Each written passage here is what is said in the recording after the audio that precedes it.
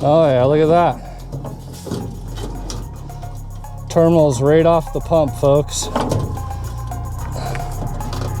Can't even make this shit up. Oh yeah, I hear the fuel pump now.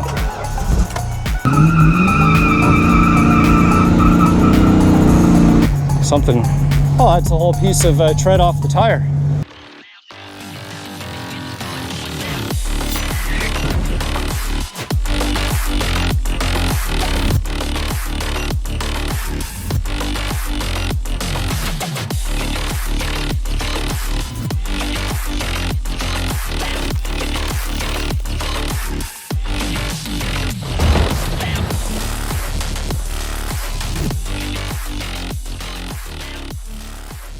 What's up guys, welcome back to the infamous project. If you watched the last video on the red 93 Cobra that was wrecked in the back, well, if you put two and two together, you would realize that after a week of walking away from the car, because when I went there, I had full expectations of seeing a repairable or a more easily repairable 93 Cobra. And once I saw the damage to the driver's side quarter, the spare tire well, frame rail, bent axle tubes, it really changed my tune in terms of what I was willing to pay. So it took me and the previous owner about a week to kind of go back and forth, and he was trying to capitalize off the deal. I understand that, but seems like we came up with a pretty good deal that both parties were happy, which resulted in me sending Andrew down to go pick up the car and brought it back. Now, if you guys know me, one of the things that I always want to do when I get a new car is make sure that it runs. And apparently Andrew and the previous owner tried to get it going and it would crank, but it wouldn't start. Now, the first thought in a scenario like this is you would think, oh, well, the inertia switch probably got tripped in the hatch. Well, apparently they checked that and it still wouldn't fire. So we're gonna do some investigation here. Isn't that just a sad, sad sight every time you look at it? So there are a few things I want to touch on about this car too before we get too far or deeply involved. One of those things is the clarification, because a couple people mentioned, you know, the seat covers and all that, and I was actually literally the seat covers too. If you guys watch the video, it's like, well, why would somebody redo the seat covers? Was the previous owner fat with 49,000 original miles? Well, I pulled the Carfax, guys, and it's 149,000 miles. So the car did come with some goodies. These are copies. I do have the originals, but here's the original window sticker. Look at this, 20,000, brand spanking new back in 93. In case anybody is curious, it is build 3408. 49.93. And what's interesting about this car is that, and I need to double check this date, it's got the flat-sided upper intake manifold, and I know that it only happened on the first like main batch of cars, and then they switched to the other style intake. So it's like, even though the build number is kind of far down the line, guys, I am not a 93 Cobra authority by any means. Like, I know my fox bodies quite well, but when it comes to all the 93 Cobra specific stuff, I don't know it all, and I'm the first one to admit that. But a lot of people have reached out asking for panels and parts that I'm going to sell and everything else, and I want to clear the air right here up front. I am not parting anything on this car until I am done taking the parts that I need for my black 93 once it comes back from paint. Now, the main things that I want are the motor, the transmission, the wiring harness, all of the nice clean bits underneath the hood that's going to make my life extremely easy to transplant into my car. Now, with that said, I've got another 93 Cobra motor that came with my black one with 60-odd something thousand miles, the wiring harness, the ECM, and it's all fairly clean stuff. Just this is easier to swap because I can park this right next to my black one and take a part off, install the part over here, and in fact, I'll probably just drop the whole K-member from the underside of this car and maybe just do the swap that way, but we'll see. I'll pop the hood here, so we're gonna have to do that to see if we can get this thing to start anyways. I gotta say, for a car with 149,000 miles, With all the paperwork that came with the car, this motor was actually rebuilt at 144,000 miles. So this motor's got 5,000 miles on it on a fresh rebuild. So I really can't complain about that. Right, see how nice, like stuff like the air intake sensor, you can actually see the brass and like the wires and loom and everything is very, very clean. I do not like all the chrome stuff. So the wiring harness being as nice as it is and everything else, this is just gonna make my life that much easier. A little bit of elbow grease into the intake manifold and some of the accessories and stuff, and this thing is gonna look like brand new. Got a nice radiator in here and everything else. So that full new Tokiko blue setup. Caster camber plates, I really don't care about those. You guys have heard my opinions on other videos. Kind of a useless mod 9 times out of 10. But yeah, definitely on the headers, the exhaust, the transmission, that's all stuff that I'm gonna want. So one other thing that's definitely not factory in the car is, looks like the whole center console was replaced with a black one, or someone dyed it black. Let's see, there's like a bubble in paint here, scratching it off. Yeah, so for some reason, they decided to paint the center console frame. Maybe because they had a black cup holder insert here, I don't know. But we got the old white bolt Hurst shifter. I'm good with that. Very, very clean, right? For 100 and, look at this, next oil change due at 51,000. Never made it there. Yeah, fuel pump's definitely not going. So let's pop the hatch.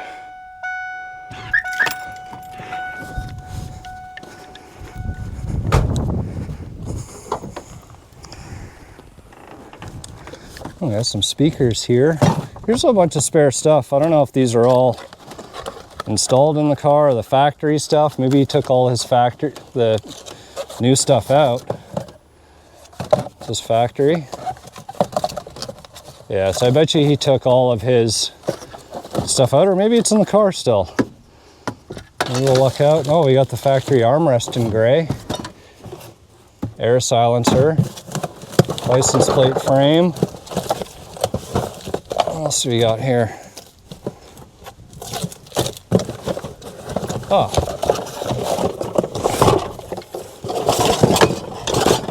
Original center console with a working ashtray door. Can't complain about that. Oh.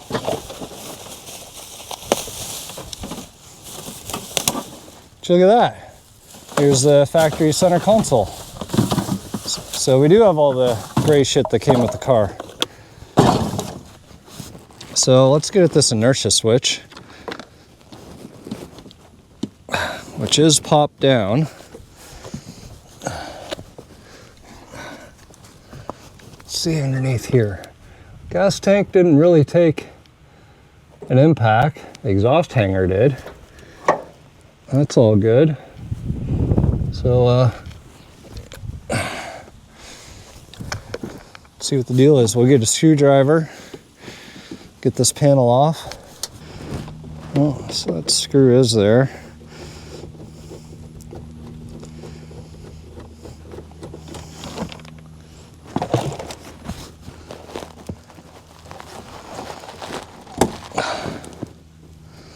So first things first, I'm just going to try and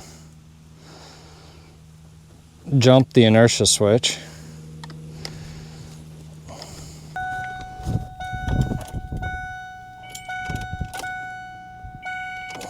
Nothing.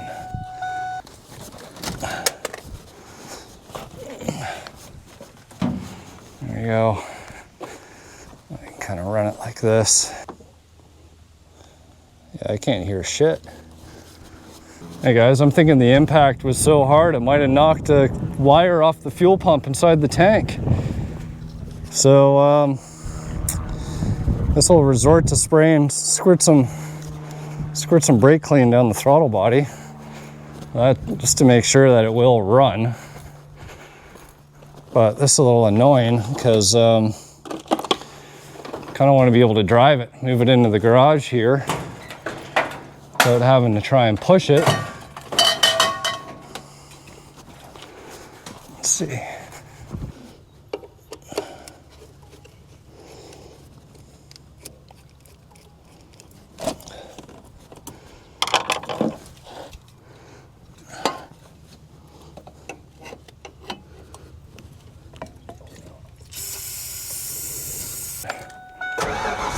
Oh.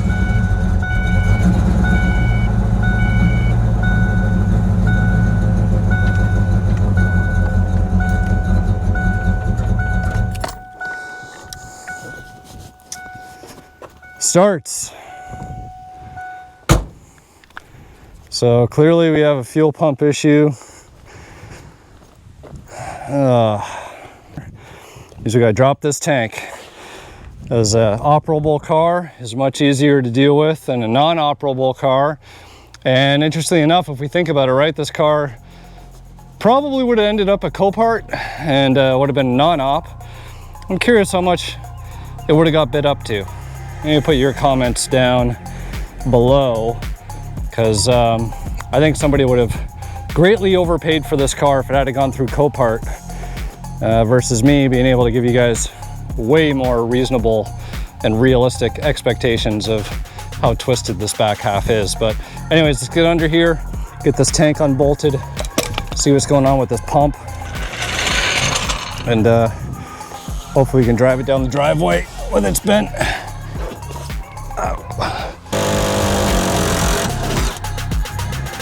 Nice rust-free car.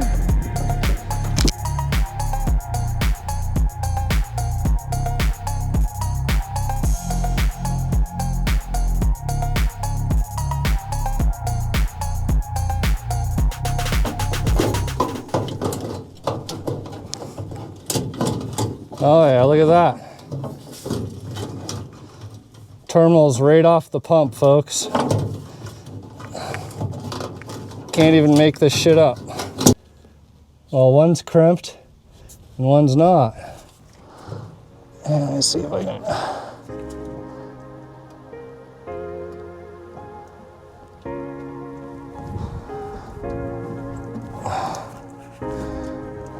And guys, this is just a temporary fix. I'm just doing this so I can get the car to run.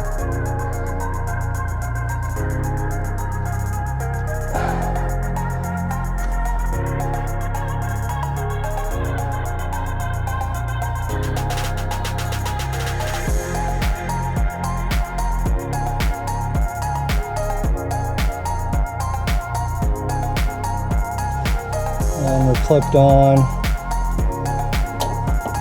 And we're half clipped on. So everything is now connected.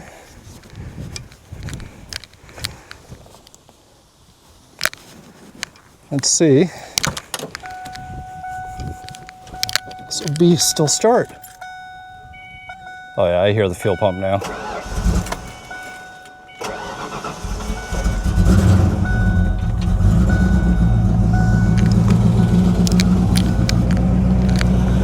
There we go. Running under our own power.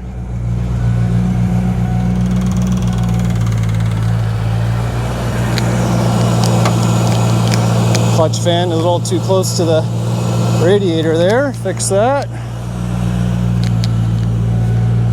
Of course, I got to put the air intake tube back on. Would have explained the check engine light, unmetered air.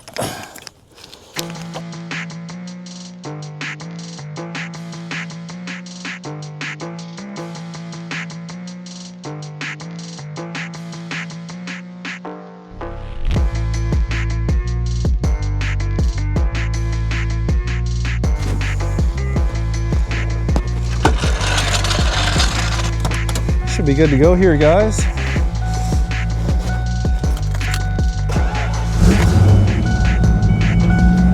One more check engine light.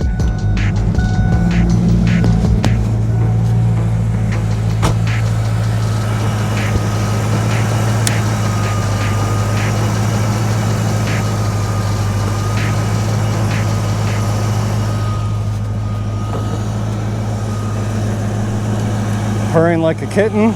Here's that flat-sided Cobra intake I was talking about. That was on the earlier production cars, as I've come to find out.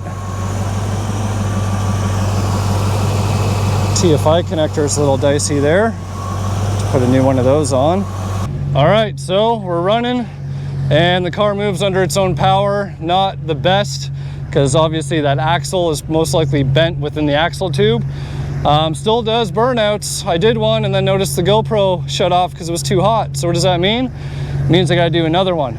And let me tell you, driving off, this car is just all over the place. So definitely not safe for the road, but safe for fun within your own driveway. So let's smoke up the tires. By the way, the AC blows ice cold in this thing.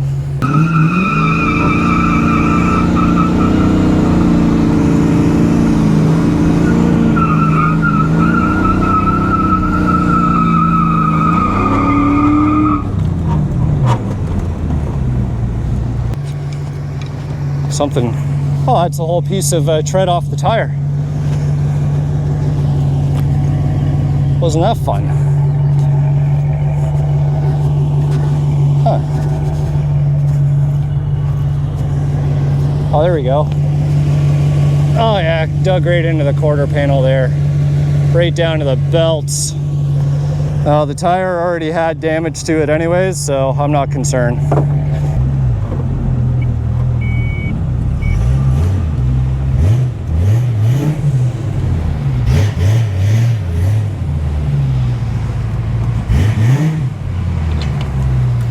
Looks great facing forward next to the stocker vert.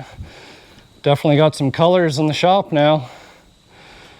But the demise of this 93 Cobra. Pretty sad, really. So anyways, guys, there we have it. Managed to get the car running and driving.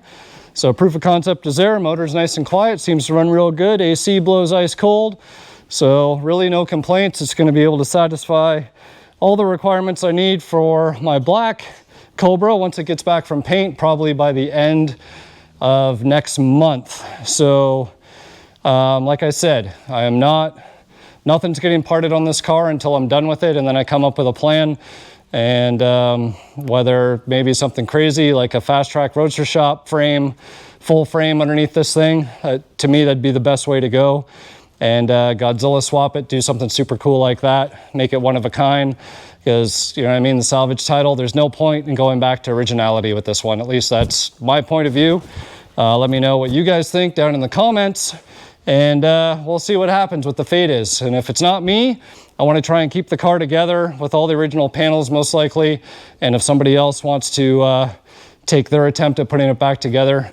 And as I mentioned, I do have that other complete 93 Cobra motor over here, about 65,000 miles. It came with my black one, not original to my car, but it came out of a 93 Cobra that got Coyote swapped. So you can see here, 3-bar heads, proper valve covers, all right, at the intake, all that good stuff. It's not the flat side intake like what's on the red one, but it's there, and I've got the complete wiring harness, an original ACM that's Cobra specific, and all that good stuff. So keep that in mind. If there's anybody, right? Oh, or like I said, 7.3 Godzilla, another one sitting right here. No shortage of them, and that would be some awesome power to see in that car. Roadster Shop Fast Track frame would fix all of the frame issues, because you'd essentially cut the hole underneath of this car out, weld that frame in, and you know, straighten the body and everything accordingly, and she'd be nice and straight, have a full body frame with all the suspension and brakes and everything else that you might want. Similar to the 79 pace car, it's being done at Martin Brothers right now. But there we go, guys. I'm gonna end the video here. Hopefully you enjoyed seeing my efforts, dropping yet another fuel tank in the driveway, getting another fox body running, and it's always fun times here. So stay tuned to the next time here on the Infamous Project.